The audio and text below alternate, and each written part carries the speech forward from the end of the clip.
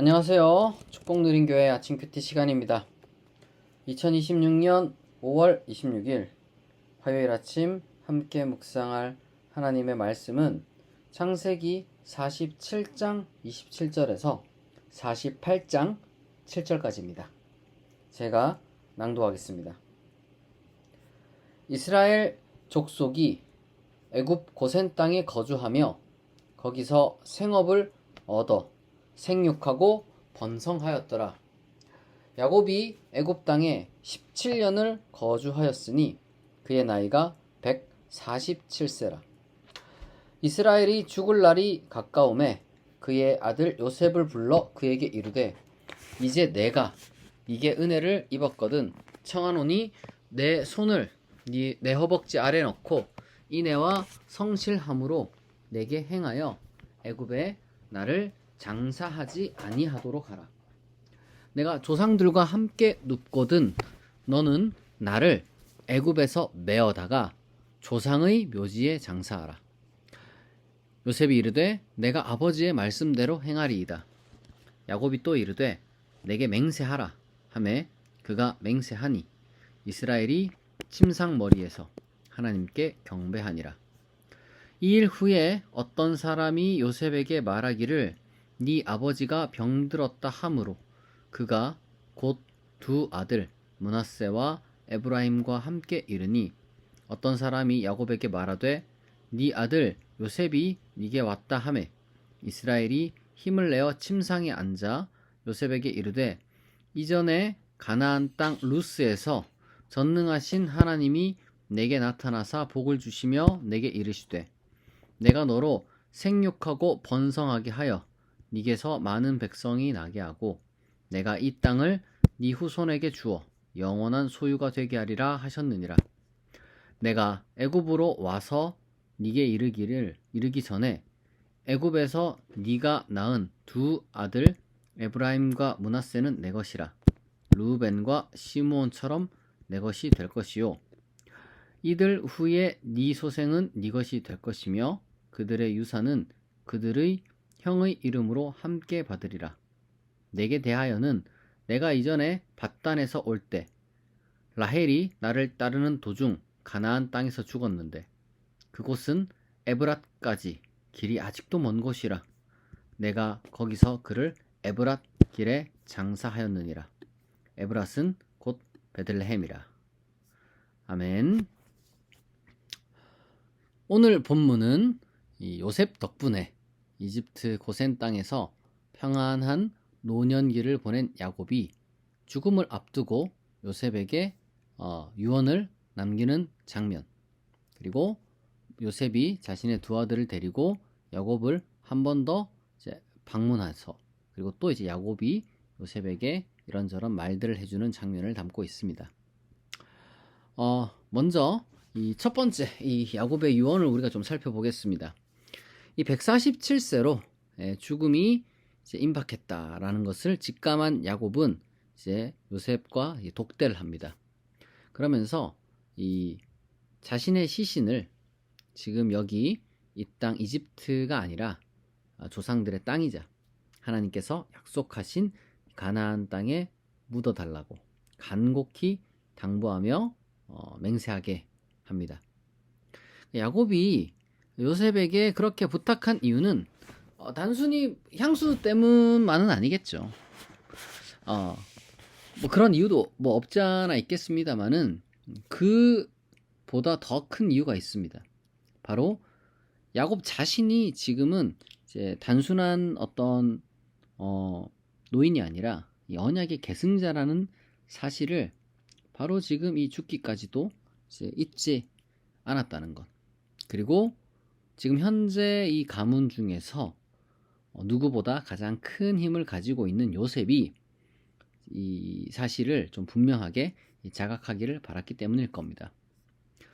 야곱은 단순히 생육하고 번성하는 것과 같은 인간이 인간으로서 누리고자 하고 또 누려야 마땅한 그런 어떤 그 보편적인 풍요를 누리는 것, 특히 이제 이 안락한 노후를 보내는 것이 삶의 전부가 아니라는 걸 잘 알았어요. 사실 나이 들어서 이 노년에 이른 사람이 안락한 노후 그게 전부가 아니다 라고 깨닫는 게 사실은 보통 일은 아니죠. 야곱 자신에게는 어쨌거나 하나님의 언약을 계승해야 할 명백한 책임이 있는 그것에 이제 사로잡힌 인생이었잖아요. 그런데 지금 현재 야곱의 모습은 어떻습니까? 바로 그러한 언약 가문의 대표임에도 불구하고 현재 약속의 땅이 아닌 이집트에 머물고 있습니다. 그리고 자기가 지금 어떻게 될지 모르잖아요. 그래서 이제 야곱 입장에서는 어쨌거나 하나님께서 아브라함과 이삭에게 약속한 그 약속을, 그리고 또 하나님께서 약속하신 그 땅에서 하나님의 뜻을 온전히 성취하고 그리고 모든 민족에게 놀라운 복이 흘러가게 하는 그 하나님 나라를 세우는 그 원대한 사명을 이어갈 이 후계자를 세워야 했고요. 그리고 이 가문이 지금 이 이집트 땅에서 이 호의호식하는 걸로 만족하는 것으로 끝나지 않아야 한다는 그런 어떤 그 의식을 지금 가지고 있었다는 거죠. 어쨌거나 야곱은 지금 자기 수명이 얼마 남지 않았음을 직감했습니다. 그래서 가족 중에 가장 큰 권력을 가진 요셉에게 자신의 시신을 가나안 땅에 옮겨 묻어달라고 얘기를 한 거죠. 그럼 이게 여러분 이제 단순히 이제 내 시신만 그렇게 이제 옮겨서 적당히 묻어달라 그런 얘기가 아니겠죠. 이 극심한 이 기근의 시기가 지나고 이집트 제국을 포함한 이 주변의 모든 땅이 이제 점차 이제 안정을 되찾고 있는 또 이런 상황도 있었을 텐데, 지금 이러한 상황 가운데 지금 요셉에게 야곱이 말하고자 하는 거는 지금 우리 가문, 이 이스라엘 이 가문, 이스라엘 공동체는 바로 이 안락한 이집트 제국의 그늘에서 벗어나야 한다. 이 제국을 언젠가는 떠나야 한다. 온 가문이 하나님의 뜻을 세우는 일에 힘을 모으기 위해서 약속의 땅으로 반드시 귀환해야 한다는 그 궁극적인 목적과 사명을 요셉에게 지금 은연중에 촉구한 겁니다. 가문의 대표, 아버지가 죽었는데 그냥 딸랑 그 시신만 부하들을 시켜서 그렇게 옮길 수가 있냐는 거죠. 그렇게 할 수 없습니다. 그리고 요셉이 자신의 두 아들 이 므낫세와 에브라임을 데리고 야곱을 다시 방문하는 장면에서 야곱은 바로 이러한 그 하나님의 언약과 자신의 어떤 그 가문과 관련된 이야기들을 더 분명하게 들려주죠. 요셉이 두 아들을 데려오자 야곱은 가문 대대로 이어져 온 그 하나님의 언약을 상기시키고 요셉의 두 아들이 놀랍게도 너 아들이 있는데 그 두 아들은 나에게 속한 애들이야. 이렇게 선언한 겁니다. 이거는 지금 이집트 제국의 이제 2인자잖아요, 요셉이. 그리고 또 이제 이집트 제사장의 딸에게서 지금 그 아들들이 났단 말이에요. 그러나 너도 그렇고 요셉 너도 그렇고 지금 네 아들 둘도 그렇고 이 제국에 속한 자들이 아니다. 이집트인들이 아니야. 하나님의 언약 백성이야. 이거를 명백하게 밝힌 겁니다. 삶의 어떤 그 가치라고 해야 될까, 기준이라는 게 제국의 기득권에 이렇게 이제 기댈 것이 아니라 하나님의 약속에 기대야 된다. 그거를 이야기를 하는 거죠. 48장 4절에 보니까 야곱은 하나님께서 약속의 땅을 후손에게 주어 영원한 소유가 되게 하리라는 그런 약속을 이제 하셨다고 이제 이야기를 하죠, 요셉에게. 근데 여기서 말하는 이 땅, 영원한 소유가 되게 할 땅은 이집트의 파라오가 하사한 땅이 아니거든요. 비록 현재는 파라오가 내어준 그 땅이 당장에는 훨씬 더 풍요롭고 안락하게 보일지라도 야곱은 그러한 제국의 논리와 파라오의 권력이 미치지 않는 온전히 하나님의 공의와 정의가 실현될 그 약속의 땅 가나안을 지금 바라보고 있는 거예요. 그러니까 이제 우리는 이 야곱이 정말 이 눈앞에 옆에 거대한 제국에 이제 살고 있음에도 불구하고 거기 압도당하잖아요. 일반적으로 여러분 사람이라는 게요. 이 제국에 이렇게 그 풍요를 누리게 되면 거기 압도당하죠. 그러나 그걸 넘어서 더 멀고 더 높은 하나님 나라를 지향하고 있다. 그의 마음에 항상 자리 잡은 거는 제국이 아니라 하나님 나라였다는 겁니다. 사랑하는 성도 여러분, 우리의 이 그리스도인의 삶도 마음도 사실 이런 야곱을 좀 본받을 필요가 있어요. 우리는 하나님께서 우리의 삶과 노후를 책임져 주실 것을 믿습니다. 우리는 하나님의 그러한 자비함과 신실하심을 믿어요. 우리가 인생을 하나님 보시기에 정직하고 성실하게 살아간다면 이 거대한 위기 속에서도 하나님은 우리를 보호하시며 또한 때로는 돕는 선한 손길을 보내주실 겁니다. 혹은 우리 자신이 요셉과 같은 바로 그 하나님의 선한 사람이 되어서 위기에 처한 이웃을 돕는 그런 통로로 우리가 또한 하나님 보시기에 선한 일꾼으로 쓰임받게 될 겁니다. 그럼 복된 삶을 우리가 누리게 될 거예요. 그러나 동시에 우리는 인생의 그 궁극적인 목적과 이 노년의 끝을 단순한 안락함과 평안함에만 두어서는 안 된다는 거예요. 이 곧센 땅의 풍요에 안주하지 않고 약속의 땅을 바라보았던 야곱처럼 우리 역시 하나님의 자녀로서 이 땅의 하나님 나라를 위한 어떤 그 거룩한 어떤 그 헌신과 그리고 또한 그 흔적을 우리가 남겨야 된다는 거예요. 저와 여러분이 이 세상의 번영 너머에 영원한 하나님의 나라를 바라보며 우리의 남은 생애가 하나님의 뜻을 온전히 세우는 일에 정말 귀하게 쓰임받을 수 있기를 진심으로 축복합니다. 이 시간 말씀을 생각하며 우리가 그리고 또 각자 여러분들이 가지고 있는 그 기도의 제목들을 하나님께 내어놓으며 약 3분간 다 같이 기도하겠습니다.